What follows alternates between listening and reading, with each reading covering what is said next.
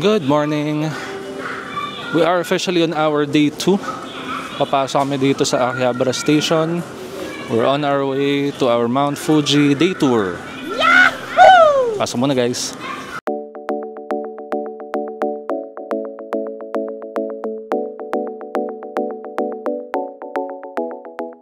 Hello. Dito na kami sa Tokyo Station ngayon guys. Nandito kami sa Marunouchi South Exit kasi dito yung magiging meet-up point for later. Mga 7:50 AM yung usapang meet-up, tapos 8 AM yung scheduled na biyahe by bus. So ayun, 2 stops away lang siya from Akihabara Station. Though Tokyo Station is a pretty big one. Later, papakita namin yung facade ng Tokyo Station kasi medyo kilala siya and it's a tourist spot in its own right. So, ayun. Sige, pakita ko yung itsura nitong South Exit.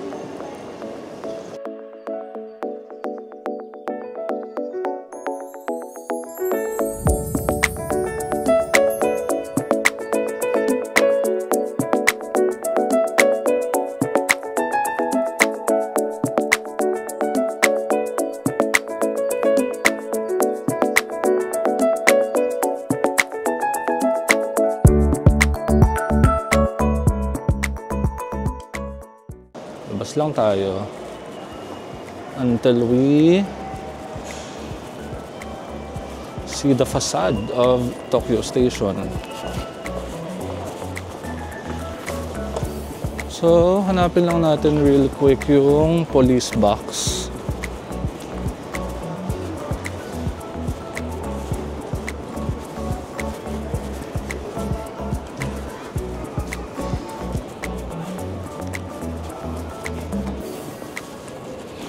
Kung saan yung maging meet-up point.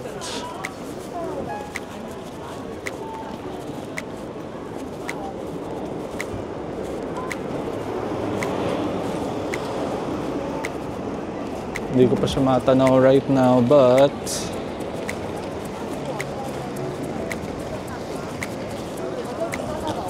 it should just be here somewhere anyway.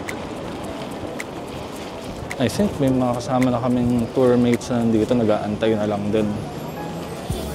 Samahan muna natin yung fam.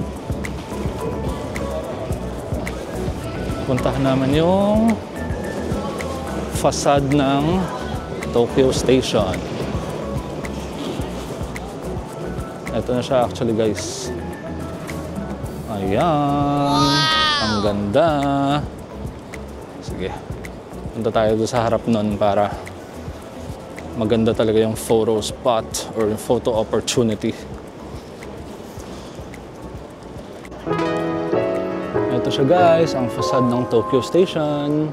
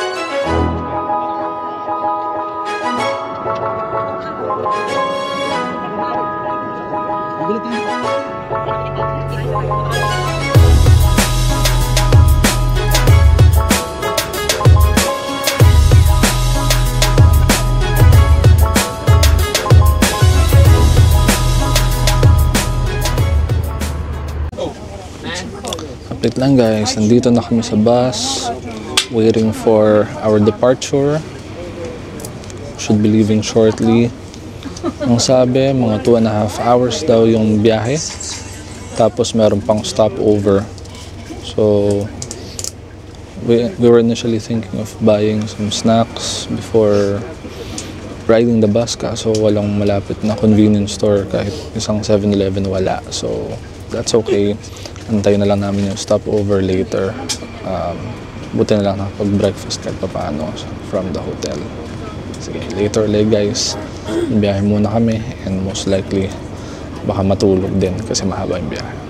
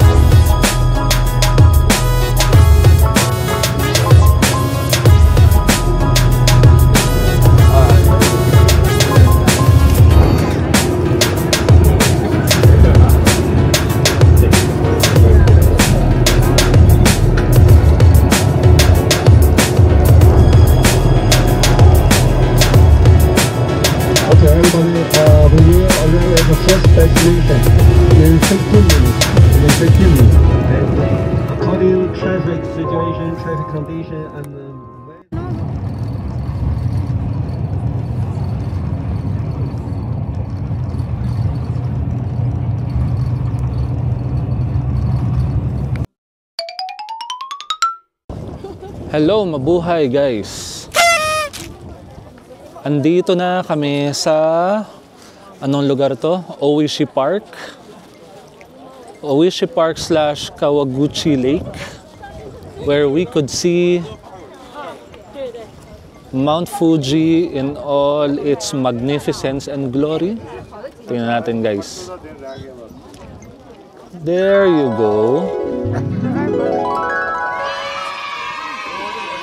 Hello, Mount Fuji. Try pa natin i-zoom a little bit. Ayan. Thank you, Lord, for the clear skies. Hindi nagtatago si Mount Fuji sa clouds. Kita siya in all its beauty. Meron lang the structure dito, guys. Bilihan ng souvenirs and food. May ice cream pa nga actually. Meron ding mini park. Kaya it enhances yung ganda ng surroundings dito sa Kawaguchi Lake.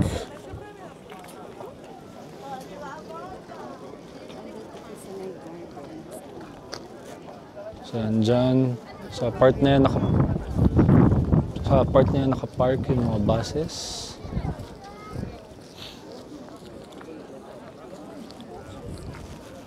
Once again, this is Kawaguchi Lake and Mount Fuji.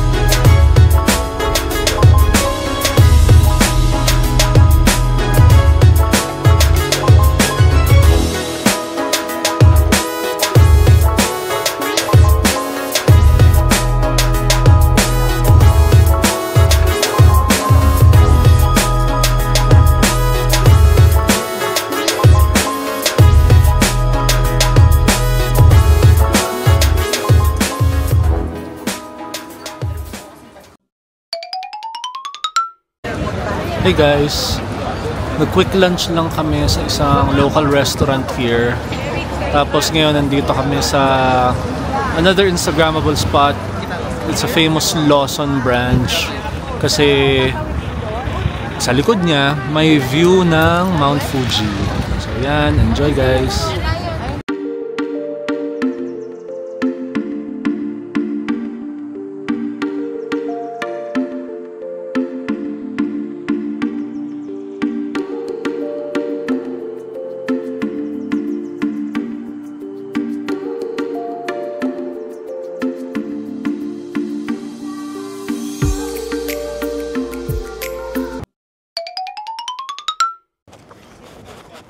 Good afternoon, guys. Next stop, Hoshino Hakkai. So, kakababa lang namin ng bus. Ngayon, susundan namin yung tour guide. Dadalhin niya kami dun sa actual na spot. Ito, sundan natin si Kuya Tour Guide.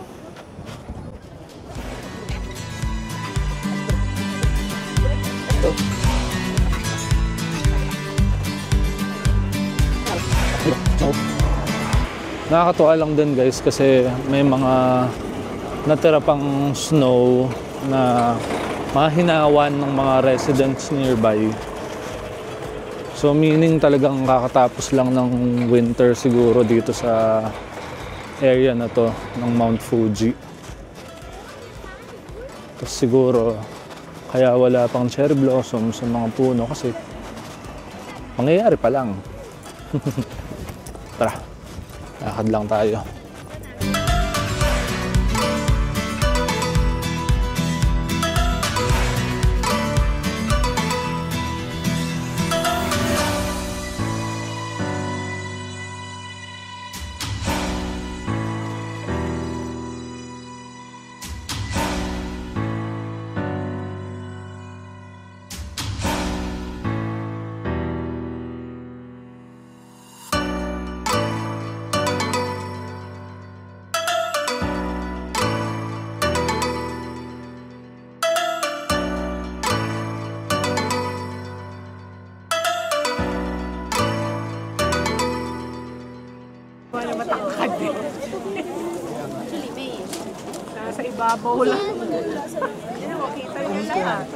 Guys, andito na kami sa Hoshino Hakkai. Tama ba? Hoshino Hakkai. So merong pond. Not sure kung kita sa camera pero merong mga fish.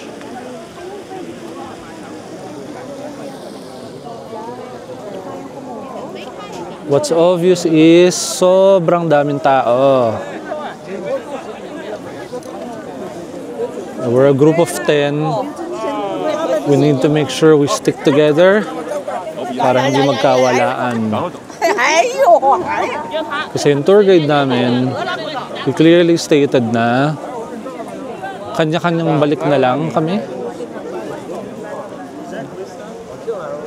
And binigyan lang niya kami ng 50 minutes to go around this area. Walang duda, it's a known tourist spot kasi merong angle na napakagandang backdrop ni Mount Fuji. So, make sure to show it to you guys. Makikita nyo na siya very soon. Eto na guys.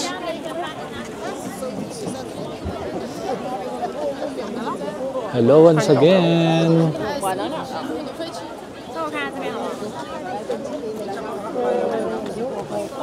Hello Mount Fuji. Yung mamaya ulit guys, libutin lang natin tong premises ng Hoshino Hakkai. Tignan natin kung ano mga paninda, mga food or souvenirs kung meron man. Medyo mahirap lang talagang gumalaw. Kasi it's packed. Sobrang daming tao.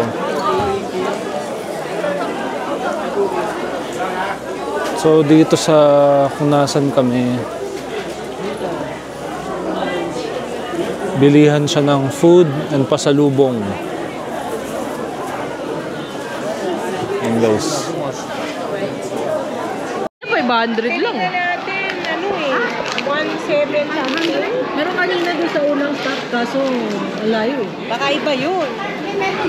Baka mas konti. Uy, Oh, ganda. Uy, kuhanan mo naman ng picture.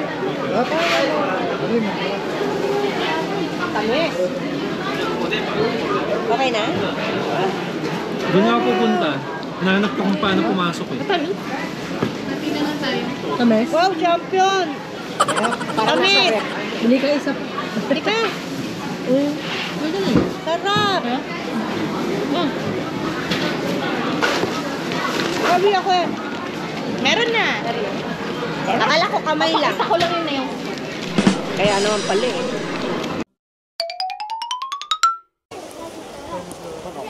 Okay guys, dito lang kami sa gitnang part nitong area. Maglalakad lang ng konti, dahan-dahan lang dapat. Kasi one wrong step, hulog sa pond. Ayan oh, grabe oh. Not sure if you can see it, but there are lots of big fish dito sa gitnang part and medyo malalim yung tubig.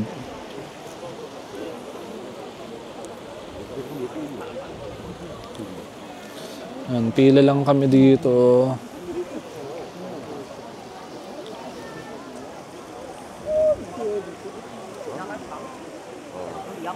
Itong goal namin, kumuha ng water. So, ano siya? Potable daw siya. Galing pa kay Mount Fuji, I think. So, it's a nice experience to have. Ito siya. Kuha ka na, Bebs.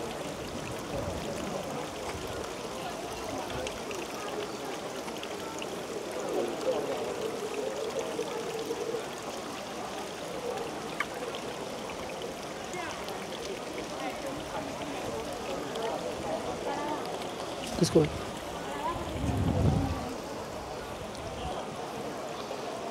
Tapos tingnan natin kung kamusta yung tubig, kung may lasa ba or just like any other water.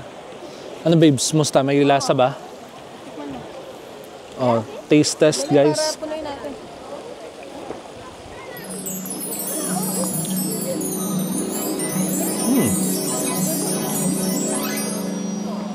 As expected, wala namang lasa. It's fresh.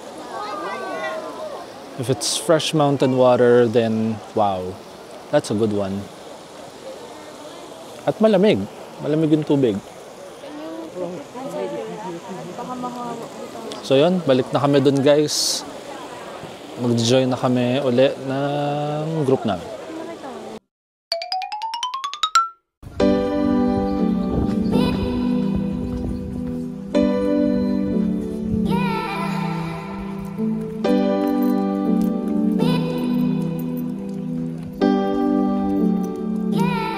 We're on to the second to the last stop. Naglalakad kami ngayon papunta sa Sengen Park. So it's also an Instagrammable spot daw. Though the catch is 15 minutes daw na lakad papunta dun sa park. Dahil may ongoing na Cherry Blossom Festival. Meron daw tuloy mga traffic restrictions, kaya ito, mahabang lakad papunta. Samahan nyo kami guys.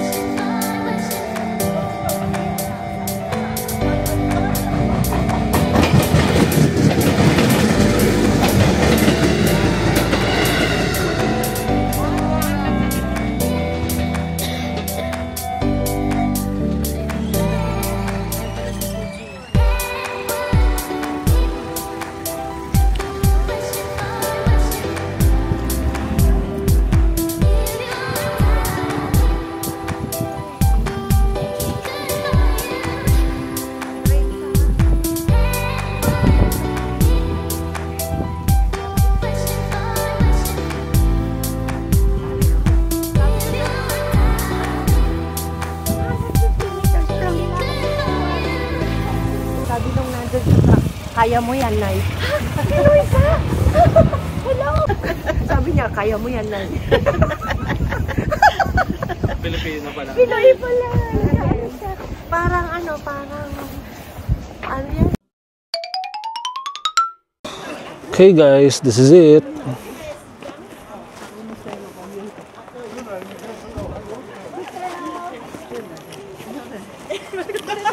So sabi ni Jeffrey, our tour guide, almost 500 steps daw to get from the entrance to the actual pagoda. So ang pinakagusto ko talagang makita doon is yung magandang view ni Mount Fuji na meron din cherry blossoms. Tingnan natin kung kakayanin natin umakyat.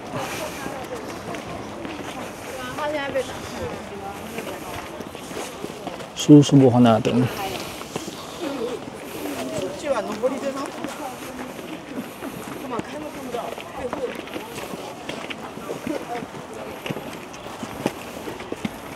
Makikita nyo guys yung stairs, manipis lang. So kailangan din mag-ingat.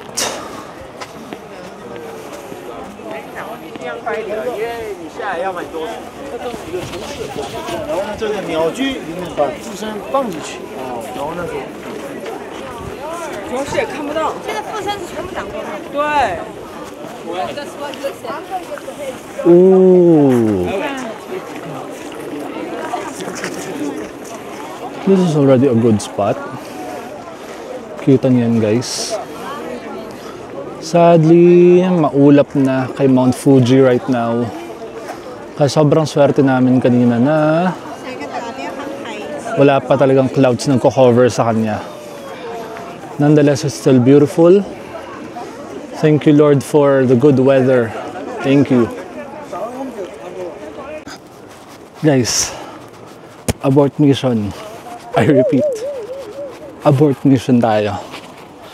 Hindi na kaya ng powers natin.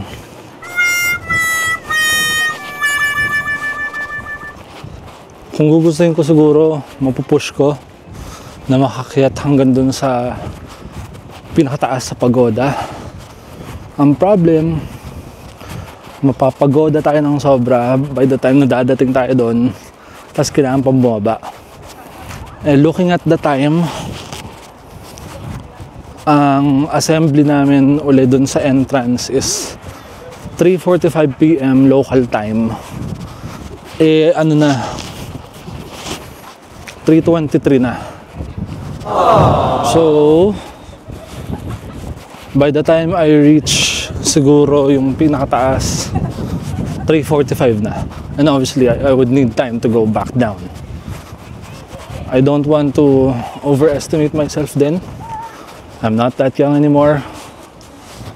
Wala tayo sa kondisyon, wala tayo masyado stamina. Pero yeah, it was a good try.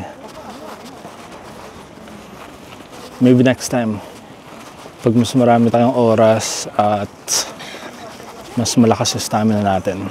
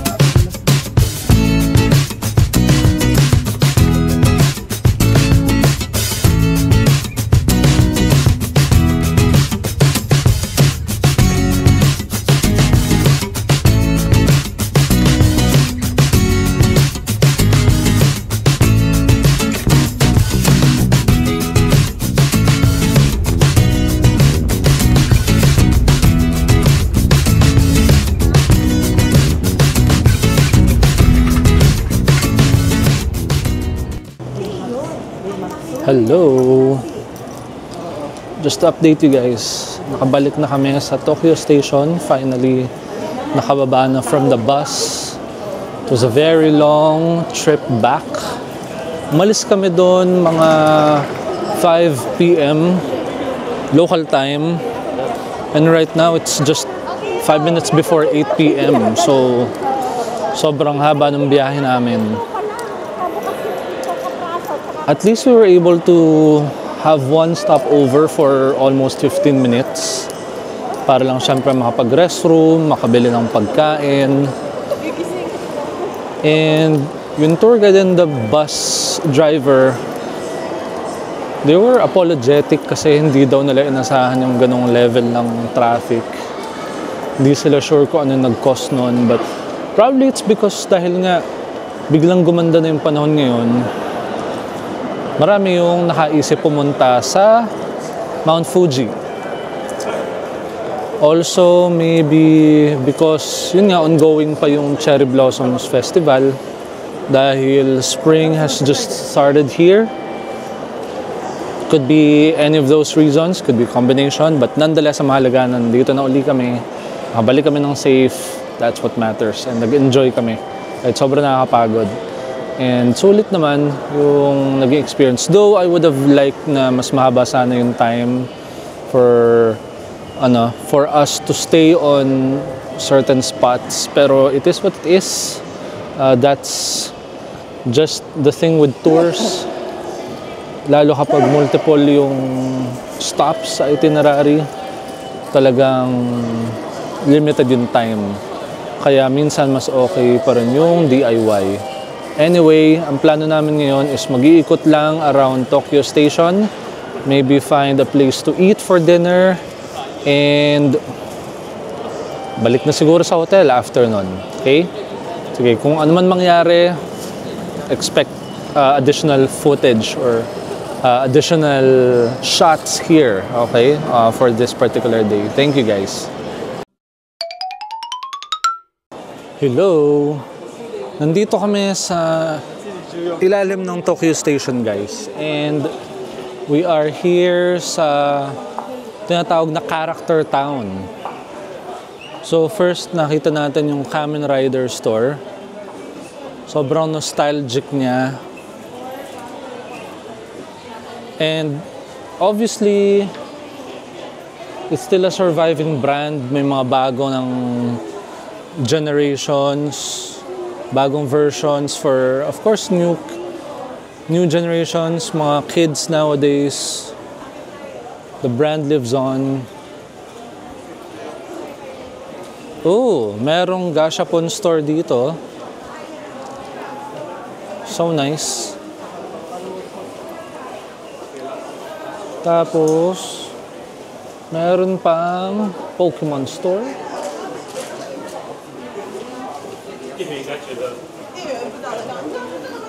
Ayun lang. Kailangan pa maghagdan papunta. So, sige. The remaining energy left. Akyatin natin. Silipin natin kung anong meron. I'm personally hoping to see trading cards. Hopefully not just stuffed toys. Ayun na, as expected. Ever famous Pikachu. Oh, ito nalalaro ko to sa phone ko. Pokemon Trading Card Game Pocket. Though yeah, dahil busy sa work, of course hindi din malaro ng seriously and competitively.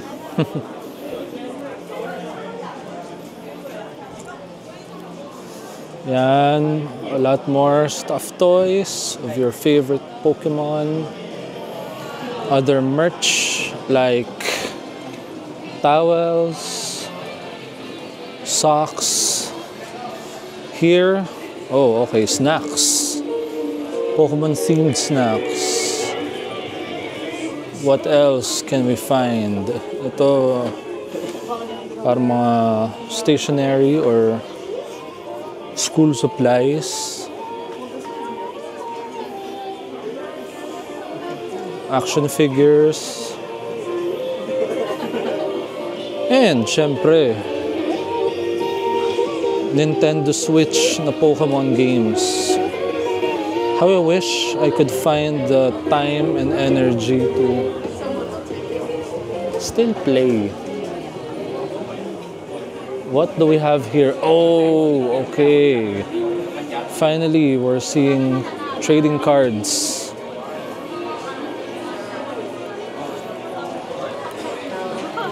Magkano kaya ang halaga ng isang booster pack? From what I'm seeing, merong 850 yen. Wow, okay. So, medyo expensive yan. Meron ding mga 550 yen ang worth. Merong mga EX decks din. So, as far as I know, kapag EX, mga limited edition yan. Okay, what else do we have here? So, additional merch. Obviously, dahil si Pikachu ang pinakasikat na Pokemon, arguably, he's carrying the brand pretty much. He's the best representative of the Pokemon brand. Hello, Pikachu.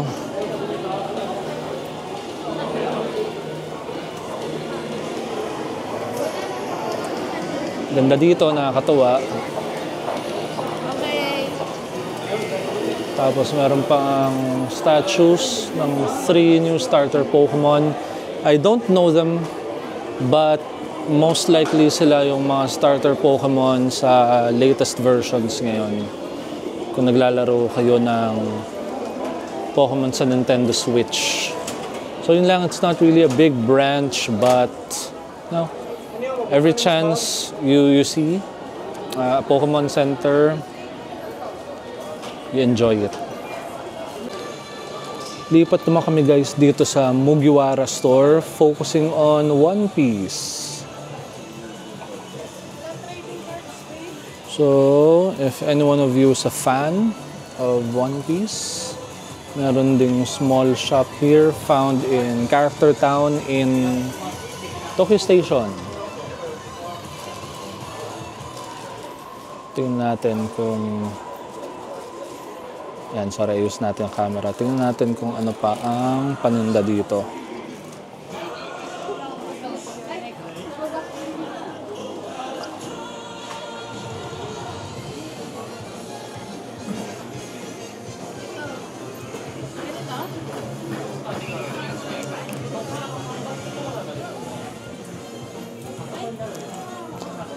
I'm personally not the biggest One Piece fan, but I've just watched enough, tapos napapanood ko pa yung live action, and I cannot wait for season 2.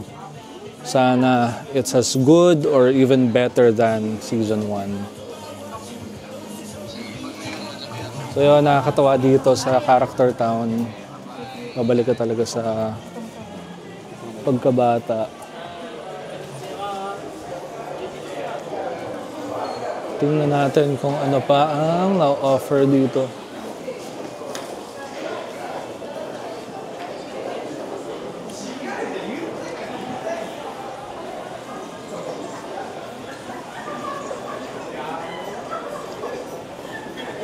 So ito, isang mahabang pasilyo pa siya of different brands. Ito, merong directory for your convenience. So merong Lego, TV Tokyo, Snoopy Town, Kamen Rider, as we saw earlier, Mugiwara Store. Yan, so kung fans kayo ng mga brands na yan, you better check this place out. Once again, found here in Tokyo Station. Oh, I'm seeing something that I'm a big fan of. Pinanood ko yung mga bagong palabas nito sa Netflix. Ultraman. Oh my. Kids watching. I highly recommend Ultraman. Watch it. Bago pa yung mga Avengers na yan. Ultraman muna tayo. And apparently, mayroong cards. Si Ultraman. Wow, I didn't know that. So nice. Oh, may action figures pa. Angas. Mag-geek out ka talaga. Lalabas yung pagiging fanboy mo. So cool.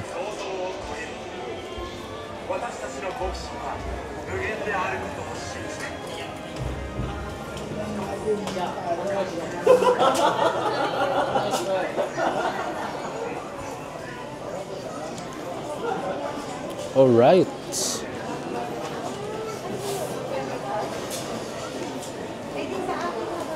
So nakakatawa na may ganitong place sa Tokyo Station. So it's a good decision na dumaan muna kami dito before we head back home.